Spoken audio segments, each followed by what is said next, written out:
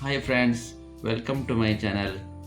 ಇವತ್ತಿನ ವಿಡಿಯೋದಲ್ಲಿ ನಾವು ಸೀಲಿಂಗ್ ಫ್ಯಾನಿಗೆ ಕೆಪಾಸಿಟರ್ ಯಾವ ರೀತಿ ಚೇಂಜ್ ಮಾಡ್ಬೋದು ಅಂತ ತಿಳ್ಕೊಳ್ಳೋಣ.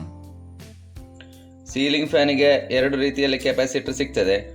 ಒಂದು ಪ್ಲಾಸ್ಟಿಕ್ ಬಾಡಿದು ನೋಡ್ತಾ ಇರ್ಬೋದು, ಇದು ಇನ್ನೊಂದು ಅಲ್ಯೂಮಿನಿಯಂ ಬಾಡಿದು.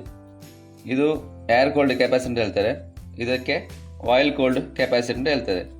ಇದರ ವ್ಯಾಲ್ಯೂ ಎರಡು ಕೆಪಾಸಿಟರ್ ಕೂಡ ಒಂದೇ, 2.5 MFD. ಇದು ಕೂಡ 2.5 MFD ಇಲ್ಲಿ ಮೆನ್ಷನ್ ಮಾಡಿದ್ದಾರೆ, ನೋಡ್ತಾ ಇರ್ಬೋದು ನೀವು.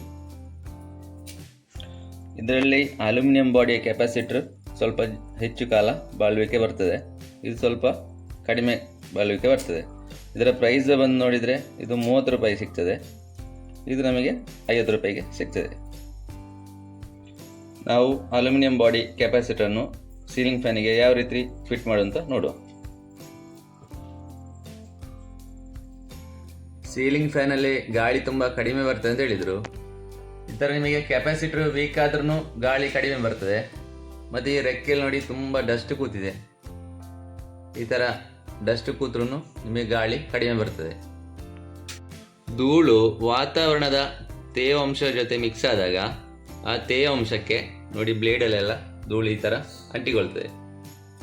ಫ್ಯಾನ್ನ ಕೆಪಾಸಿಟರ್ ಚೇಂಜ್ ಮಾಡಲಿಕ್ಕೆ ಮೊದಲು ನಾವು ರೆಕ್ಕೆಯಲ್ಲಿರುವ ಧೂಳನ್ನು ಕ್ಲೀನ್ ಮಾಡುವ. ಕ್ಲೀನ್ ಮಾಡಲಿಕ್ಕೆ ನಾನೊಂದು ರೆಕ್ಕೆಗೆ ಒಂದು ಗೋಣಿ ಹಾಕಿದ್ದೇನೆ, ಯಾಕೆಂದರೆ ಧೂಳು ಇಡೀ ಹಾರಿ ಹೋಗ್ತದೆ, ಈ ಬಟ್ಟೆಲೆಲ್ಲ ಅಂಟಿಕೊಳ್ಬೋದು. ಅದಕ್ಕೋಸ್ಕರ ನೋಡಿ ಈ ಥರ ಬಟ್ಟೆಯನ್ನು ಈ ಥರ ಹಿಡಿದು ಬೇಡನ್ನು ಈ ಥರ ಉಜ್ಜಿದ್ರೆ ಧೂಳೆಲ್ಲ ಗೋಣಿಯೊಳಗೆ ಇರ್ತದೆ.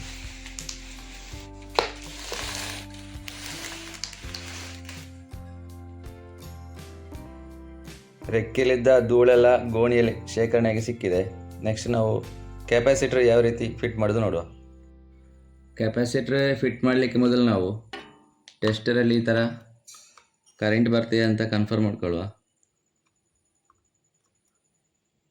ಈಗ ಫೇಸ್ ಮತ್ತು ನ್ಯೂಟ್ರಲ್ ಯಾವುದ್ರಲ್ಲಿ ಸಪ್ಲೈ ಬರ್ತಾ ಇಲ್ಲ. ನೆಕ್ಸ್ಟ್ ನಾವು ನೋಡಿ ಈ ಕೆಪಾಸಿಟರ್ನ ವಯರ್ ಒಂದು ಇಲ್ಲಿ ಮೇಲ್ಬದಿ ಕೊಟ್ಟಿದ್ದಾರೆ, ಇನ್ನೊಂದು ಕೆಳಬದಿಯಾಗಿ ಸೆಂಟ್ರಿಗೆ ಕೊಟ್ಟಿದ್ದಾರೆ. ಫಸ್ಟಿಗೆ ನಾವು ಮೇಲ್ಬದಿಯ ಸ್ಕ್ರೂವನ್ನು ಲೂಸ್ ಮಾಡಿ ಕನೆಕ್ಷನ್ ಮಾಡುವ. ಈ ಥರ ಒಂದೊಂದೇ ಸ್ಕ್ರೂವನ್ನು ಲೂಸ್ ಮಾಡಿ ಕನೆಕ್ಷನ್ ಮಾಡಿದರೆ ಒಳ್ಳೆಯದು. ಎರಡು ಮೇಲೆ ಮತ್ತು ಕೆಳಗಿನ ಬದಿಯನ್ನು ಎರಡು ಸ್ಕ್ರೂವನ್ನು ಲೂಸ್ ಮಾಡಿದರೆ ನಿಮಗೆ ಈ ವಯರ್ ಕನ್ಫ್ಯೂಸ್ ಆಗ್ಬೋದು. ಈ ವಯರ್ ನೀವು ಆಚೆಚೆ ಕೊಟ್ಟರೆ, ಅಂದರೆ ವೈಂಡಿಂಗ್ನ ಬಂದ ವಯರನ್ನು ಮೇಲೆ ಕೆಳಗೆ ಕೊಟ್ಟರೆ ಫ್ಯಾನು ಉಲ್ಟಾ ತಿರುಗ್ಬೋದು. ಅದಕ್ಕೋಸ್ಕರ ಒಂದೊಂದೇ ಸ್ಕ್ರೂ ಲೂಸ್ ಮಾಡಿ ಕನೆಕ್ಷನ್ ಮಾಡುವ. ಫ್ಯಾನ್ ಕೆಪಾಸಿಟರ್ ಫಿಟ್ ಮಾಡುವಾಗ ಅದರಲ್ಲಿ ಯಾವುದೇ ಪ್ಲಸ್ ಮೈನಸ್ ಇರುವುದಿಲ್ಲ. ನೋಡಿ ಇಲ್ಲಿ ಎರಡು ವಯರ್ ನಿಮಗೆ ಕಾಣ್ತಿರ್ಬೋದು, ಅದು ನಾನೊಂದು ಈ ವಯರ್ ತಗೊಂಡು ನಾವಿಲ್ಲಿ ರಿಮೂವ್ ಮಾಡಿದ ವಯರಿಗೆ ಟ್ವಿಸ್ಟ್ ಮಾಡಿ ಕನೆಕ್ಷನ್ ಮಾಡುವ. ಮೇಲಿನ ವಯರ್ ಕನೆಕ್ಷನ್ ಮಾಡಿದ ರೀತಿ ಕೆಳಗಿನ ವಯರ್ ಕೂಡ ಕನೆಕ್ಷನ್ ಮಾಡುವ. ಕೆಪಾಸಿಟರ್ ಕನೆಕ್ಷನ್ ಆದಮೇಲೆ ನೋಡಿ ಇಲ್ಲೆಲ್ಲ ಬೋಲ್ಟ್ ನೆಟ್ ಇದೆ, ಒಂದು ಈ ಕೆಳಗೆ ಸೈಡು ಮತ್ತು ಮೇಲೆ ಕ್ಲ್ಯಾಂಪ್ ಇದೆ. ಇದೆಲ್ಲ ಗಟ್ಟಿದೆ ಅಂತ ಚೆಕ್ ಮಾಡುವ, ಯಾಕಂದರೆ ಸ್ವಲ್ಪ ಸೌಂಡ್ ಬಂದ್ರೂ ಮನೆಯವರಿಗೆ ಫ್ಯಾನ್ ಬೀಳ್ಬೋದೇನೋ ಅಂತ ಒಂದು ಭಯ ಇರ್ತದೆ. ಅದಕ್ಕೋಸ್ಕರ ನಾವು ಎಲ್ಲ ಕ್ಲೀನ್ ಆಗಿದೆ ಅಂತ ಚೆಕ್ ಮಾಡುವ. ಸ್ವಿಚ್ ಆನ್ ಮಾಡಿ ನೋಡುವ ಫ್ಯಾನು ಸ್ಪೀಡ್ ತಿರುಗ್ತಾ ಅಂತ, ಗಾಳಿ ಹೇಗಿದೆ ಅಂತ ತಿಳ್ಕೊಳ್ಳುವ.